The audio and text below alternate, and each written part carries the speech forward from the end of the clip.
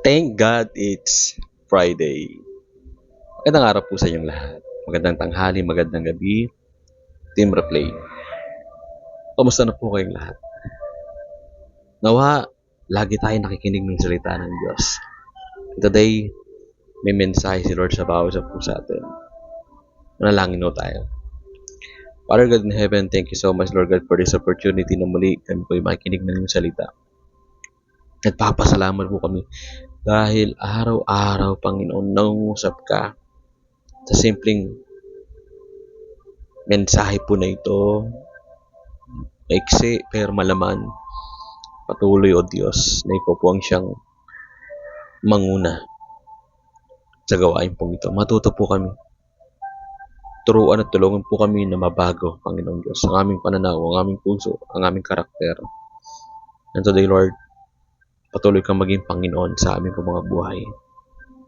Salamat po, patawad po sa lahat ng aming mga nagawang kasalanan. Teach us today, Lord God, as we humble ourselves to you. Pagpalain po ang bawat isa. Sa pangalan ni Jesus, Amen and Amen. Praise the Lord. Pakishare po ang video po na ito habang pinapanood po natin or pagkatapos po. You always watch our videos. I-replay nyo po please. Nasa pangalawang topic na po tayo sa series po natin na gratitude to God in all circumstances. Can you smile through trials and give thanks? Kilalanin sa ating devotion ngayon ng isang taong nakaranas ng isang blessing sa matitinding pagsubok. Welcome muli sa ating pong series. Sabi po sa John chapter 16 verse 33.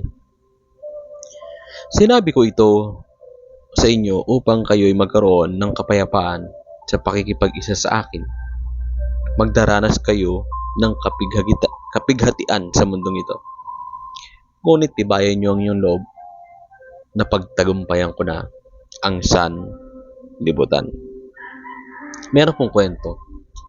Sina Laura at Martin ay bagong mag-asawa. Puno ng love at excited sa future nilang dalawa. Talagang bagong-bago sila.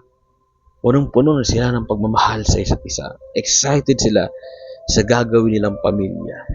But early in their marriage, Martin was diagnosed with brain tumor. He had disabilities as a result of complications from surgery. Dahil sa mabigat na pagsubok, marami siyang naging tanong sa Diyos. Mga what if? As a result, nabuo ni Laura's story ang kantang Blessing. Hindi dinisenyo ng Diyos na maging mahirap ang buhay. God created the perfect life for Adam and Eve with Him in the Garden of Eden. They had everything they needed in paradise. But when, sabihin nga po natin, but when they disobeyed the Lord, sin ruined everything. Nagulo ang lahat. Doon nagsimula ang paghihirap ng tao na mabuhay. Patuloy nating naranasan ng ripple effects of Adam and Eve's disobedience to God. Pero kahit mahirap ang buhay dito sa lupa, nakakapagpagaan naman ang pangako ng Panginoong Hesus sa mga sumasampalataya sa Kanya. He gave us an assurance na kaya nating harapin ang mga hamon sa buhay dahil nagtagumpay na siya laban sa kapangyarihan ng mundo, specifically sa kamatayan at sa kasalanan. Ang mga tumanggap kay Jesus bilang kanilang tagapagligtas ay naging citizens of heaven, part of the family of God, and will reside in the kingdom of God forever. Doon wala ng paghihirap, hinagpis, at mga luha. Para kay Laura, ang kantang Blessings ay nagbigay sa kanya ng maraming awards. Sumikat ito ng husto sa buong mundo.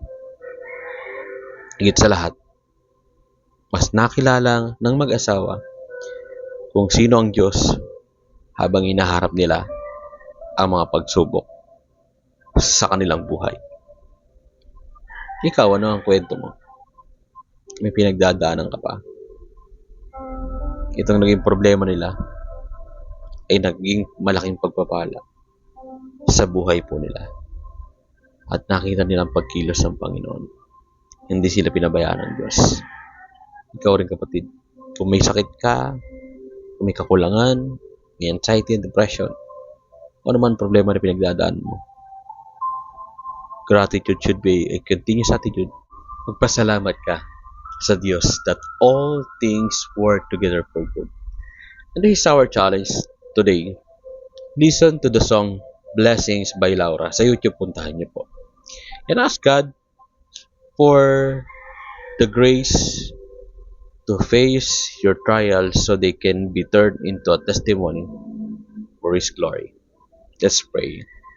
Sabihin po natin, Father God in heaven, salamat po sa paalala mo na kahit kami ay nakakaranas pa rin ng paghihirap at pigiti sa mundong ito, napagtagumpayan mo na ang lahat ng ito.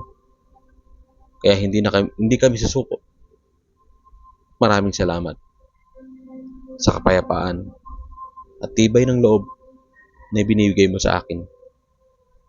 Sa pangalan ni Jesus. Amen. Lord, I pray, patuloy na gumaan ang buhay po namin. Tulungan po kami na malampasan ang mga pagsubok po namin. Give us wisdom and guidance and protection. And solution, Lord God, sa lahat ng pagsubok po namin. Kaya ngayon pa lamang sa lahat ng may sakit, Lord, I pray for healing for your body in Jesus' name. Maging sa mahal mo sa buhay, pinapagaling na ng Panginoon. I pray for overflowing blessings, Lord God, financially speaking. In the name of Jesus. Yayaman ka sa pangalan ni Jesus. Lord, I pray sa lahat ng mga anxiety attack and depression, kay Brother Jeff, kay Brother Junior, at sa iba pa. Tinatanggalan ng Panginoon ang depression mo sa pangalan ni Jesus. Pinapalaya ka na kapatid sa pangalan ni Jesus. Lord, I pray, patuloy na pangunahan mo po ang church na ito, ang gawain pong ito. Maging mga OFW po namin, continue, give them strength and wisdom and guidance. Sa lahat na nakikinig, Lord, bigyan mo sila ng pag-asa, kalakasan at talino at gabay. As I declare right now that the Lord bless you and keep you, and the Lord make His face shine upon you and be gracious to you, and the Lord turn His face toward you and give you peace. Salamat po, Panginoon, sa lahat ng bagay na gagawin mo sa aming buhay. Give us a more testimony, Lord God, of blessings. In Jesus' name, amen.